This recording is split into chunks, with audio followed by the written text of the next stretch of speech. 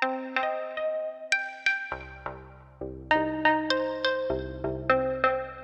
want to welcome you to a very special message and inspiration to change your life today. I have been discovering some amazing energy changing inspirations this month of January, specifically focused on how do I conquer sadness? How do I conquer that emotion? And I'm finding that through these ascension energies, we're going to have times where we feel sad, where we feel more deeply brought down, okay? And then we're going to have times where we feel like we're in the flow. And then we're going to have times where we feel back down again. And I've been noticing this and noticing this. And I'm saying I want to stay consistent. I want to stay in a consistent stream of feeling balanced harmony, love and excitement for life, and welcoming of abundant experiences. How do I do that with ascension energy? Ascension energy that I feel sort of attached to a collective that is going through fluctuations. And I too feel this.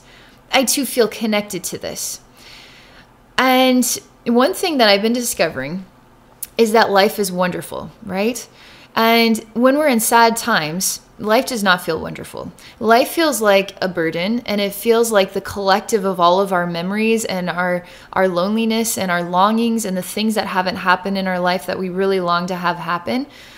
It seems like those are the pool that we're swimming in, these feelings, and we're kind of getting suffocated and brought even further down. And we're wondering, why do I feel this way right now, and how do I get out of this feeling? But it seems to linger, and it can linger for days and weeks. It doesn't have to.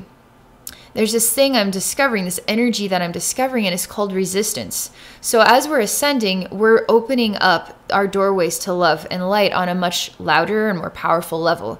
And when that love and light gets really bright, that's when we are like, whoa, I can't see. I can't do this. It's too much love. It's too much love. We're doing this on a subconscious level. And it just sort of manifests into, I feel sad today and I don't know why.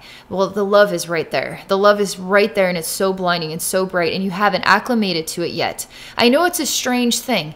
And I feel sad I'm actually ascending to higher dimensional levels. Yes, I have been finding this time and time again, that in the worst of times when we're feeling crushed by the weight of this collective is the times when we're ascending the highest, because we are having to break down and basically go through an energetic death, a death of our vibrational frequency in order to be reborn to a higher space of conscious understanding. And it hurts, all right? And it feels sad, and it feels difficult, and it feels like we're lost. And we don't have to actually experience that. That's why I'm making this message, because I have been finding that this technique, which I'm going to tell you about, I'm actually going to tell you about this. I have to tell you about this other stuff leading up to the technique first. Okay, so this technique has been working for me.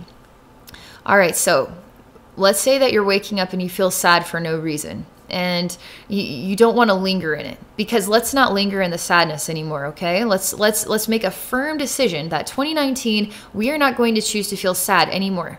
Even when the sadness is there, we're going to move on from it, because we don't need to hold on to the baggage. The only reason why the sadness is there is because we still want to reconcile stuff that happened in the past, but we don't have to reconcile it anymore. We actually don't have to reconcile anything anymore. We actually can just choose to feel happy and just let the happiness in, and let that happiness in to build new memories of happiness. So everything moving forward is always going to be a wonderful, interesting, fun-filled experience. So when I wake up with the sadness, okay, or I have moments that I'm just starting to sense the sadness, I'm discovering that I have like a resistance energy to the love. And the resistance energy is what I could only define as I am putting myself on a timeout away from the loving family of my spirit guides and my soulmates and alien friends and higher self, etc., etc., etc., etc. The whole universe, that which is God and source, all that stuff. I am separating myself from it. When I feel sad, I'm choosing to separate myself from the one thing that I long for the most when I feel sad. Why in the world would I do that? Why in the world would anybody do that? But yet that's what sadness is. And oftentimes we're having to figure out, why am I sad? And we can't always put our finger on it. Does it actually matter? Does it matter why we're sad anymore? Can we get over it already? Because we don't have to feel that the sadness is justified. We don't, because we're not living in that reality anymore. We're not living in that timeline anymore. The sadness is no longer justified. Okay, so the sadness is no longer justified, and I'm resisting the love right now, and I feel really hurt inside for no explainable reason. What can I do? So what I've been doing is I've been using this visualization of myself as a child and putting myself on timeout from all my family who's having a wonderful time, and they're laughing and they're sharing and we're having wonderful food. And I'm putting myself on a timeout from all of this joy. And I'm not going to do that. So in this sad moment, I visualize myself on the timeout chair and I say, no, I'm not going to be on timeout today. I'm going to come back to my family, and I experience myself walking back to what is like an abundance fest, all right, of happiness and laughter and fun and joy and jokes and wonderful times, wonderful memories.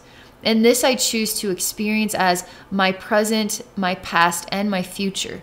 And the only thing that is real is this experience of manifesting love and happiness and joy and wealth and all of that. Because that's what life is all about. If we want it to be about that, why not want it to be about that? Sadness is going to close the door to the universe and say, keep out, universe, until I feel like coming back. No, don't close the door on the universe, because you're closing the door on the flow of love that's trying to get in to bring you back up, okay? And separating from the love is not helping you. It's actually hindering you, right? I think that's an obvious thing to say. If we choose sadness, we're choosing kind of the darker experience. When we choose happiness, we're saying, I'm open to receiving love and happiness and joy, etc. in my life. So we need to find a way when we're sad and it feels like the sadness is real and it's justified and we want to linger in it and we don't know why it's there. And now it's just kind of bringing us down, down, down, down, down. That is not going to help. So we got to nip the sadness in the bud immediately. And we gotta say, no, it's not justified. I don't know why I'm sad. I'm not going to choose to feel sad, and I'm going to bring myself up right now. Now, sometimes the sadness may have a justified nature. You know, my boyfriend just left me, or I just lost my job, or something really sad happened in my family. A family member just died, etc. So the sadness is justified, right? So what do we do when the sadness now is justified? We have to transform the feeling of sadness on the negative level, like the woe is me, my life is falling apart, I don't know how I can live without this person, I don't know what I'm going to do without my job. That doesn't exist. That thinking doesn't exist anymore, okay? That thinking is the downward spiral thinking. How do we avoid the downward spiral thinking? We transform it into the word interesting, all right? Life is interesting. My boyfriend just left me. My girlfriend just left me. I'm having an interesting experience right now, learning about myself, learning about love. And I'm not going to let this interesting experience close the door on opportunities. So I'm going to open the door to opportunities, and I'm going to say, universe, I'm ready to learn more about love. And I'm so thankful that it could have happened exactly like this. And I'm at peace with the choices of that one person. And I'm okay with it, because if they want to break up with me, then it's not meant to be. And I'm not going to linger in here. I'm not going to wobble. They made the choice. I'm going to accept that choice. And I'm going to discover what else is out there. And I'm going to learn from it. And this is why I came here. I came here to be human and have these interesting experiences. Okay?